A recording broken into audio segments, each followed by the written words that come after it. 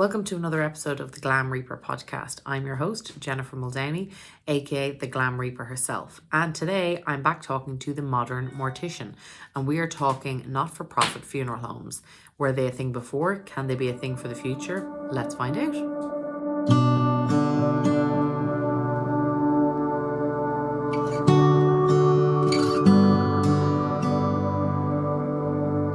Hi, everybody, and welcome to another episode of the Glam Reaper podcast. I'm your host, Jennifer Muldowney, and on today's episode, I have the gorgeous and fabulous Modern Mortician back in the booth. Well, in my booth. I'm in a little booth today. She's in a forest, apparently. So I love it. Actually, that would be quite cool. We might send you to a forest and let's do a podcast from there. Anyway, please welcome Melissa. Hi. Good morning. Good morning. How are you? I'm clearly fresh out of the shower, as I was just telling you about my 30-day yoga challenge, which I must be insane to be doing, but sure luck. I don't know how you do it. I can't even do a 5-day meditation challenge in the morning. Get up and I'm like, Well, no. well, the meditation, they're hard. Meditations are hard. I think I can do like a 1 hour. I can even do a 90-minute hot yoga class, but 5 minute meditation It's like struggle. So I nothing hear will you. shut off the brain. Yeah, no, no, no. But tell us, we're not here to talk about yoga. You have a very exciting new adventure. We had you on before talking all things green and Kermit, obviously, but we're focusing on there's a new project on the horizon or in the works. Tell Yeah. us. So I'm shocked at first, but also excited to say that I'm in the process of opening the first not for profit funeral home and conservation burial park for people and pets in Pacific County, Washington. Wow, that's a mouthful. Okay. As as you Americans say, which I love, let's unpack that. Okay, so oh my God, is that not I don't even think there's that in its totality in the US, is there? Is Not at there? I don't all. think so. No. So tell us what that obviously okay, so it's humans and for pets, which is amazing. Because I think that's becoming more and more prevalent. People want to go with their pets, and I don't know of that many cemeteries that allow it. Or they'll allow specific cases, aka if you're like Mariah Carey or somebody, you'll get privileges. But so that in and of itself is great. Tell us then more about the burial, the preservation, and then the not for profit. Yeah.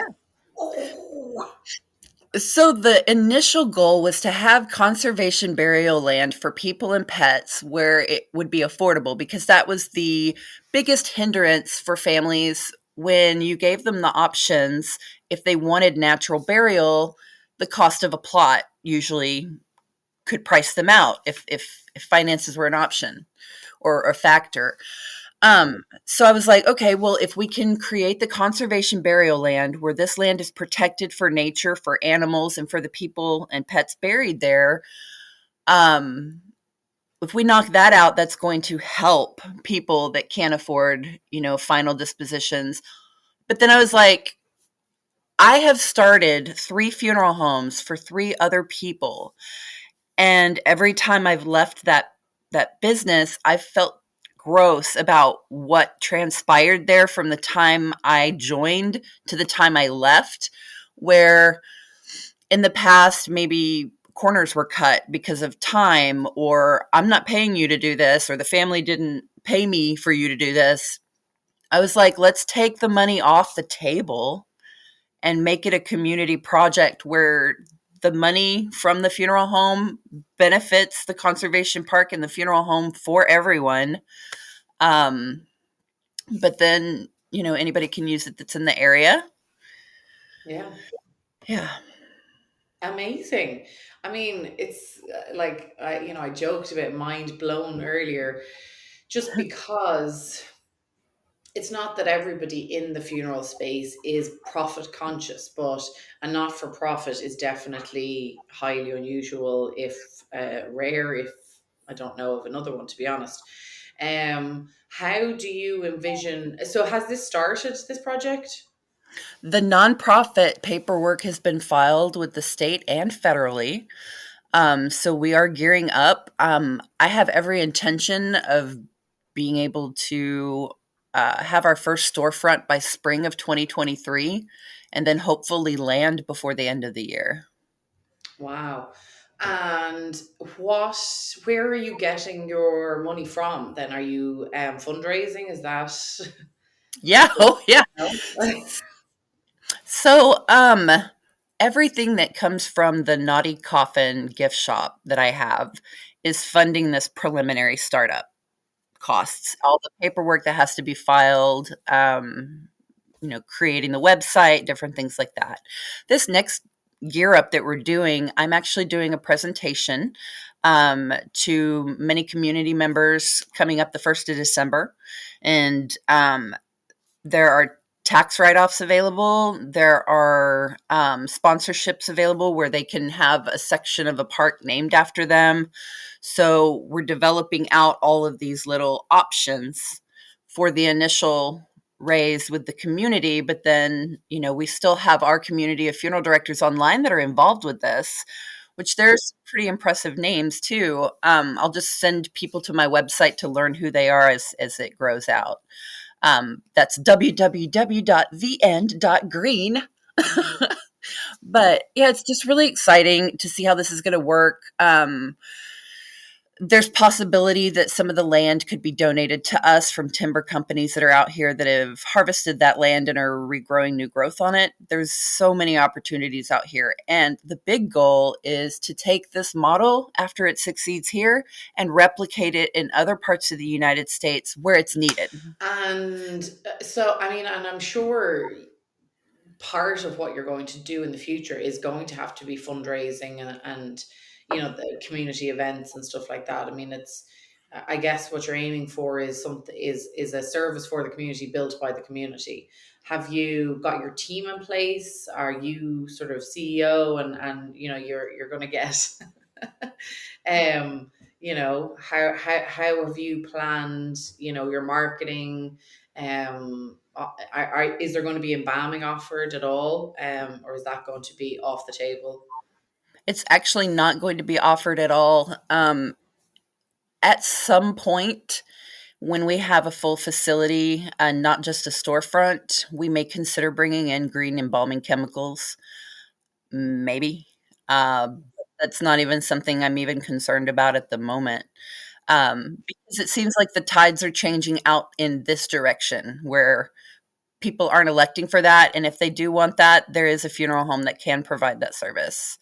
Um, I'm definitely focusing on more family involvement, uh, more sustainability, and I don't know, like I'm not sure the best way to describe this. So a lot of people maybe that are in the funeral industry that have businesses are building up their wealth for generations so they can retire and do all this. For me, I just want to have a place to live and die. And the best way to do that is to build this community around myself where I can have that place to live and die. And then other directors or other death doulas or other people that feel the same way that I do, that see maybe in their community there could be more, would get our support to go there. Right, right. So this is really I guess not necessarily a pet project, but this is a project for you. This is something your heart needs to kind of do to your purpose, if you like. That's kind of a twee word that's thrown around. It's kind of become trendy now, but this is your purpose. I mean, you've been advocating for green for the longest time, for definitely as long as I've known you. And so this, I guess, makes the obvious next step. And to have the first non-profit, there is no other non-profit in Ireland, or in Ireland. We're not in Ireland. We are in the US. Good Lord, I'm clearly already at home in Ireland for Christmas. Oh, There is no other not-for-profit funeral home in the US, is there? I don't think so. no, no, there's not. In fact, I found that information out at the National Funeral Director Convention from another attendee. There's only one in Australia. There are cooperative funeral homes in the US, Right. and I definitely applaud People's Memorial for being one of them and leading the way. Yeah. Um, And yeah, it's just exciting to think that this is a first. Yeah. Uh, but that makes it even more important to me because I remember years ago other people saying, I'm going to do this. I'm going to make a not for profit funeral home. And then it never happened. So I was like, well, is it impossible for this to happen out here? What are the Yeah. laws? And then I was like, it's not impossible. It just takes a lot of freaking paperwork and it Yeah. takes a lot of people. And I landed in an area where the people want this and the people are eager to get involved. Like it's just serendipitous. And then on top of that, you want to hear some crazy stuff? Always. All right. So yesterday I had to give my maiden name to someone that's in the community and they go, "Did you know so and so?" Turns out of all the people in the world, there's like maybe 30 Unfreds out there cuz when my last name was Unfred before I changed it to Meadow, there's a man out here that was very prominent in the community that was an Unfred. It turned out to be my grandfather's cousin. No way. Out of all the places in the US I could have landed to start this. It's like crazy. That's the universe working in mysterious ways. Why did you change your name? I don't think I actually ever asked you. So Unfrid was my mother's last name. When she divorced my dad and they separated, she gave us her last name. So growing up, people made fun of me for that last name. Humphrey Bogart was one I got, or Unfrid Bogart. Oh God. Unfried, friend.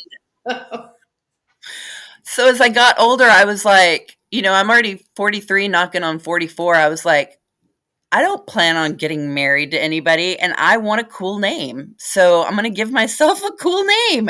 And I did. So I So changed my last name to Meadow. so you actually just changed it. Like Yeah, there's no attachment to Meadows. It wasn't your dad's last name or anything.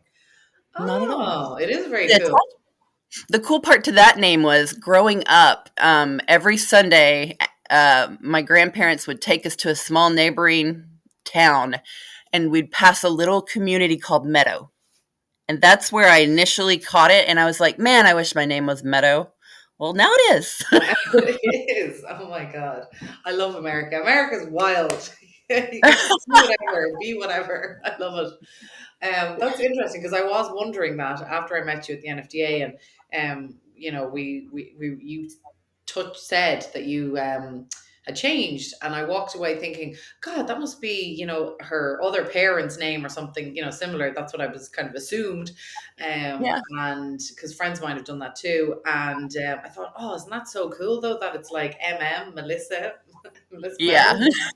But, It um, matches Modern Mortician, but Yes. that was an accident. Well, also, my company, my events planning company is Muldowney Memorial. So look at us, MMs all over the place. M&M, we should have an M&M party.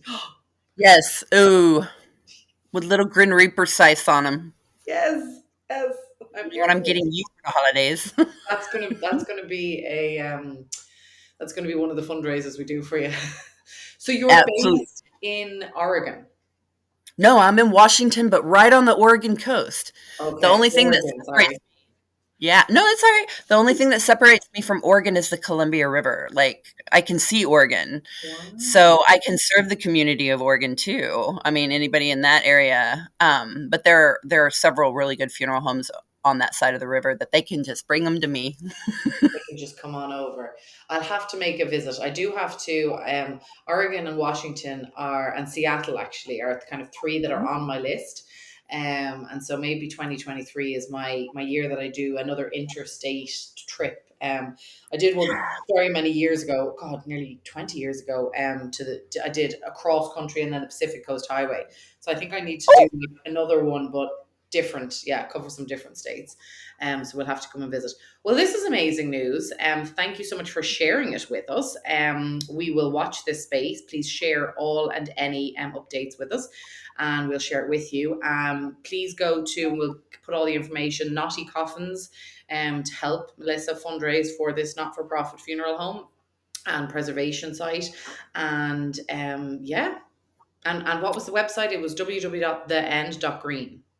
Yeah, and then I've already got an Instagram set up for it. It's at theend.green. Excellent. well, we shall watch this space. Thank you so much for joining us once again. I can't wait to have you out walking the space and doing your podcast. I can't wait either. We're going to have to make that happen. Definitely. Definitely. 2023. I want to dig some earth. Yes, you can. Do that. Thank you so much, Awesome. Melissa.